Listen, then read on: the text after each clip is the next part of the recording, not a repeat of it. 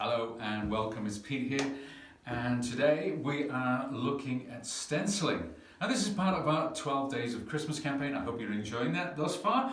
And we're going to be looking at taking something old, maybe something that was ready for the bin, and really loving it, and turning it into a lovely Christmas gift, quite frankly.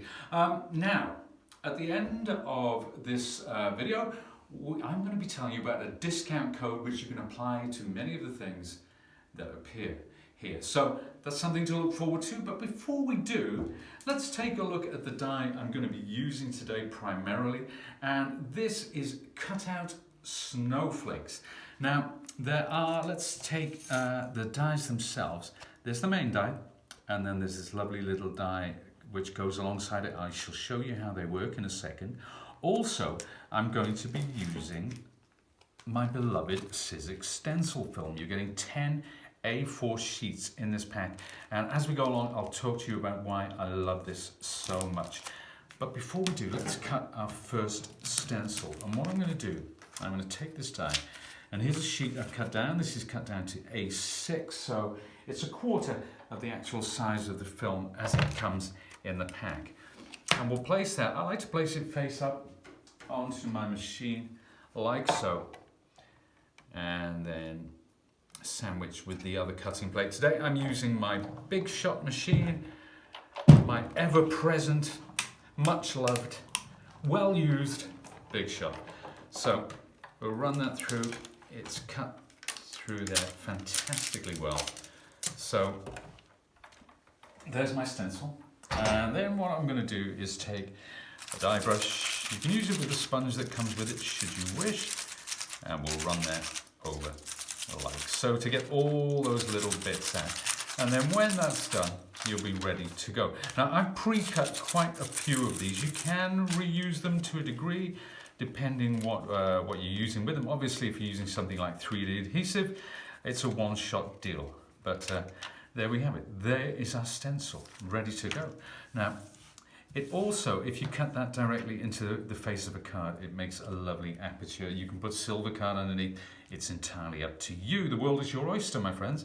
So what I'm going to do, I've taken this old frame, and it is an old wooden frame that we had hanging around, and I've just painted it grey. Now, the grey was blended from these two acrylic colours, the creamy acrylic white and the creamy acrylic black, to get this grey. And what I'm going to do, I'm going to stencil, and I'm going to use a darker tone and a lighter tone. So I actually had an idea, and I'm going to experiment as I go along, which is often dangerous when you're doing a live.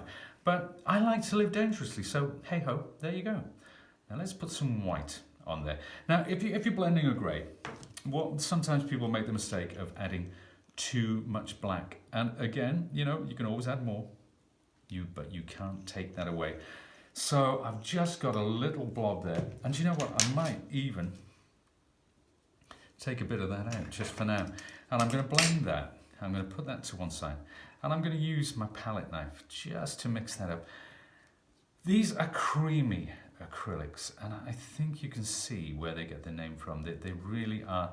They're lovely to mix. And one of the things that I adore about them, if you're using a craft mat like this, then when they dry, they just peel right off. You don't have to scrape them like you do with some more kind of chalky acrylics. They just peel away so well.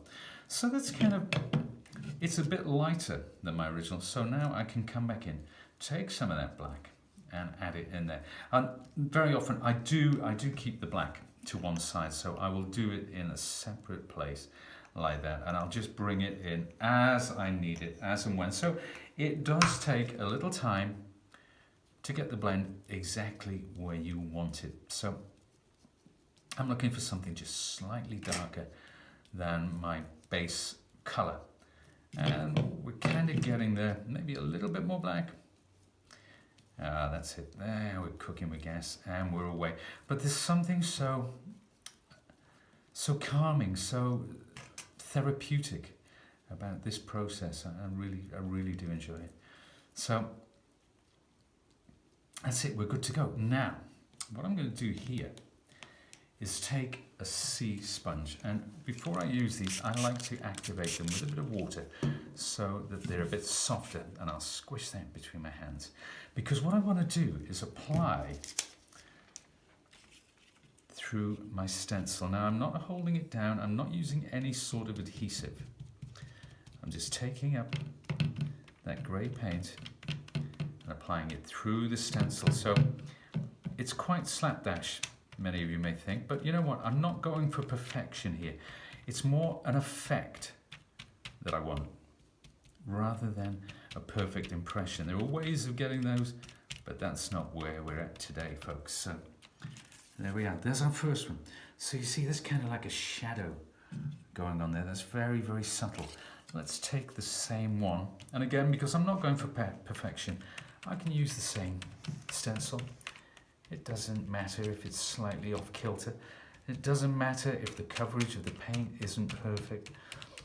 And I think when we try to achieve perfection, that's where we fall down. That's where it doesn't quite work for us. So again, at the base there, let's extend that to the top as well. So I'll bring that down slightly. Picking up the paint with the sponge, dabbing it through. No rhyme or reason. If I miss a bit, so what? Who's counting? It's only you and me now. There we are. And I'm thinking this frame actually might go to my mum, because every year we always like to give photographs, particularly of my daughter, Poppy. So yeah, this one's got a home earmarked to it already. Now, one more, just to get it even. And the great thing about these acrylics is they dry so quickly. They really do. So it'll be ready. I'll be ready to work on top of this once it's done.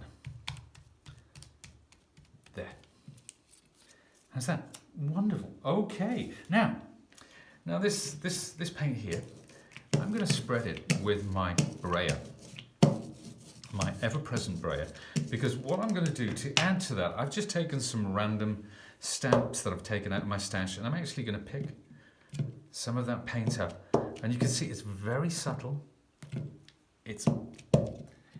But it's that lovely grey, just moving in amongst, over, alongside those snowflakes. Let's take this lovely postmark one, and I'll respread that paint. Put that to one side, and I'll pick it up, and maybe I'll come in there. Ooh, I like that. I like that a lot. So there we have it. So that's the grey underpainting. Now next, what I want to do, I want to do a similar thing, except this time I'm going lighter. So I want a light grey. Well, more of an off-white, to be honest with you. So I'll take my palette knife from earlier. That's already got some of that grey paint on it. And I'll just blend in with the white. And this should give me the colour. Whoa, look at that. First time out of the bag. Fabulous. That's the colour that I'm kind of going. Do you know what? I might go a bit lighter. I'm not a perfectionist, folks. It's... There we are. Just as well, really, isn't it? So, we'll blend that together. That's more like it. That's more like it. So you see, it doesn't take much of that black paint to change it quite dramatically. And let's take another one of my stencils. Now, with the stencil film, you could just as equally ink through this. It's great with distress inks. And one of the reasons I like to use the stencil film is because there's no drag. So if I put that exactly over the snowflake as before, and just move it off to one side, what I'm going to get is a very subtle shadow effect. So let's spritz up another sponge. Also, folks, if you are using these sea sponges, you can get them in artist stores, you can get them all over the place really. But if you do use them, then it's always good to dunk them in water immediately after the use. The last thing you want is for the acrylic to dry on them. So again, not going for perfection. Leaving some areas and adding more to others. But there we are. See how that's worked over the top of that grey there? Isn't that great? So you are getting very much a dimensional effect. And you see about the imperfection as well.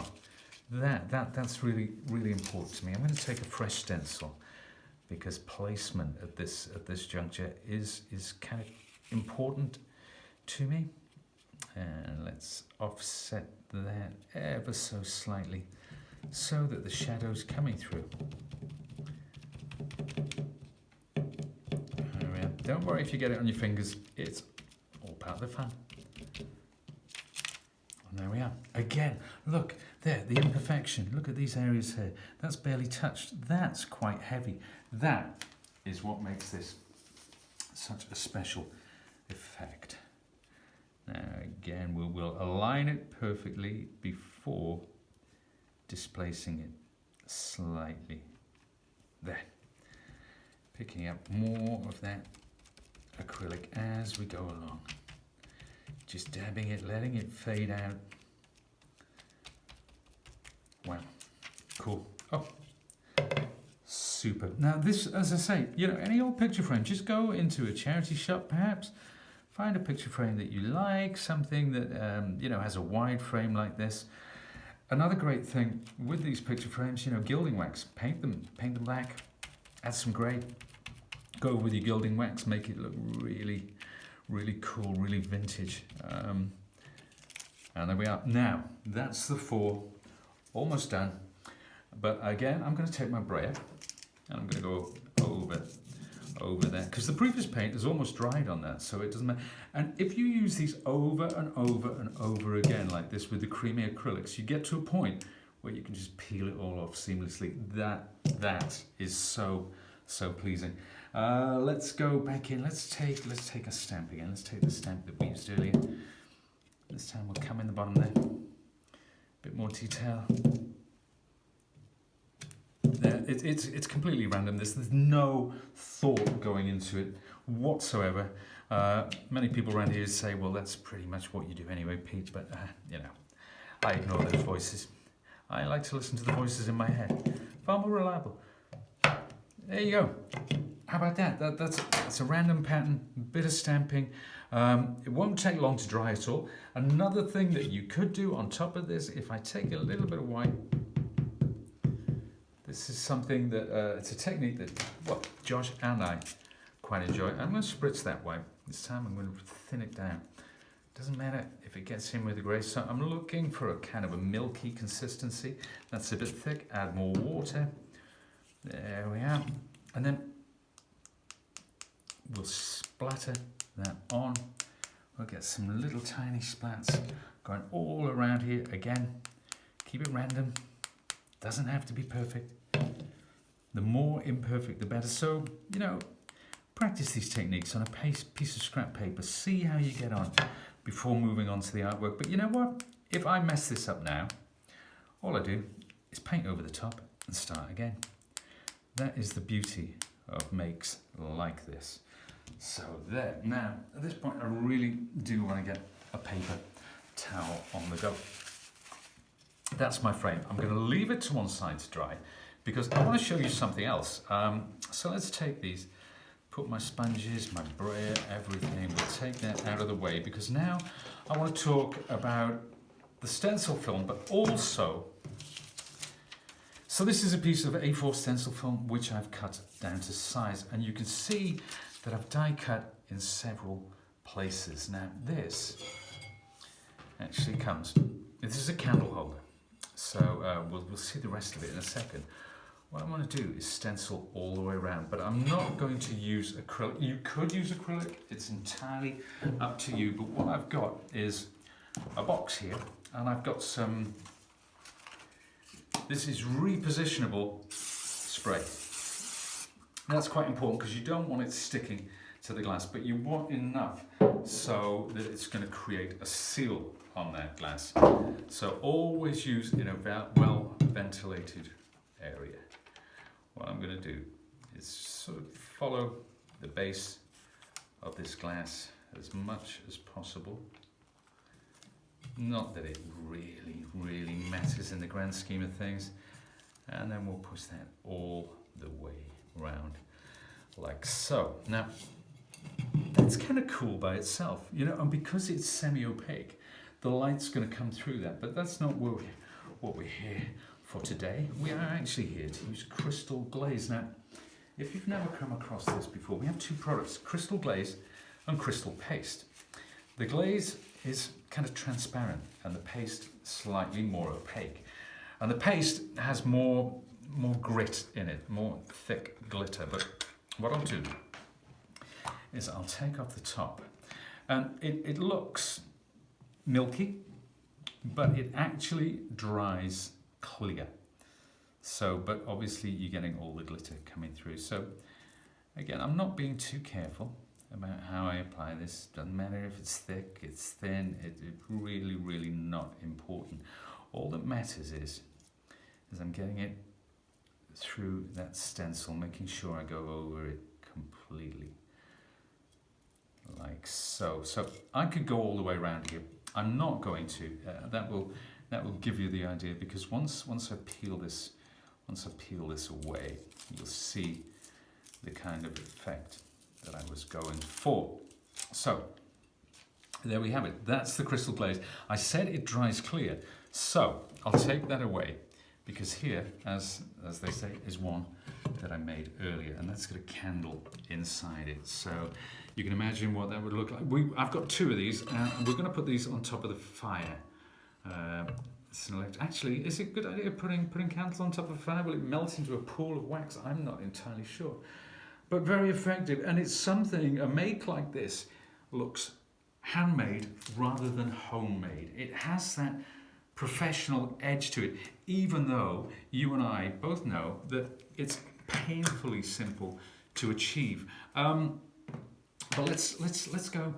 Let's take my, now this is dry. This is dry already. Maybe some of the little splatters are still a bit wet, but let's put my photo in place. So we'll pop that down there, like so. Put it back in, flick those down, and there we have it. So that's my daughter Poppy, big snowfall. We had about 2005, I think, something like that. So there's two really quick gifts that you can create just using that one stencil. With acrylics, here with the crystal glaze, you could use crystal paste, you could use your distress inks through those. Let's take a look. Here's another one that I just did on a wooden frame. This is using the crystal paste. So that is the one that's more opaque and has slightly more grit to it. So it's wonderful for frosty or snow effects. Let's take a look at something else. Now, this one's actually, this is something I used a while ago. It's got a bit tatty, there's bits on it. So, but this is stenciling with the crystal glaze onto acetate. You can see I've got a bit of colour on there, that shouldn't be there. But what you can also do with that crystal glaze is you can blend it with inks. So if you have any colours of inks that you like, you can blend it together, you can apply it through your stencil to get that sort of effect also. Now, what about using the other snowflakes? So again, the same inks there, but this time I've spread them to create a background, and we've used those lovely little snowflakes which come with the cutout snowflake die alongside the stencil one.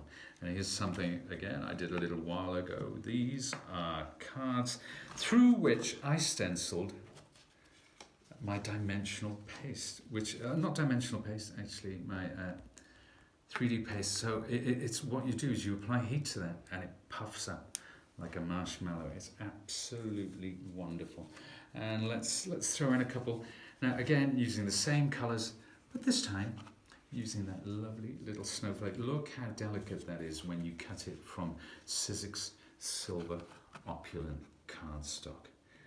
And that brings us to the end for today. So lots of fun there, lots of versatility from just the one die set, and lots of products we brought in: crystal paste, crystal glaze. We brought in our creamy acrylics, our stencil film as well. And I did tell you that there would be a discount code. Now, if you go on our website, and remember it's sizzix.co.uk, or if you're in the US, it's sizzix.com, you can apply Pete20. That's all one word. That's a discount code. If you take a look, put in Pete20 and you will get 20% off your purchase. I hope you've enjoyed this. Look out for the rest of the 12 days of Christmas lives. I'm sure there's some exciting things coming up from all our other designers as well. Thank you for joining me today, and I'll see you again soon.